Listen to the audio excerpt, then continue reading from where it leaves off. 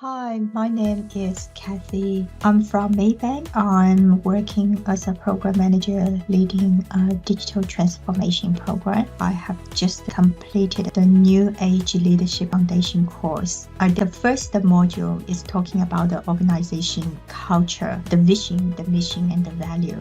What I find is it's explained very, very clearly and well. I learned the most not just by watching the video and the learning. Take one step back and trying to rewrite my organization's vision and the mission. By doing it, I'll understand the organization deeper, and also is understanding those concepts, and the importance is to setting the foundation of our organization culture. The third module is talking about the future work, the hybrid working model. Now it's become very, very popular, especially post-pandemic, working from home. So in order to be competitive, support their lifestyle and also their desire, where they feel the most productive when they want to do their work. This module also covers quite a lot about the virtual leadership. The course has given us new idea and the concepts you can try and continue engaging and supporting your team. Module 5 is talking about the New Age leader principle, such as bringing the coaching into your leadership style and the personal branding and the thought leadership. It provides lots of the useful resources,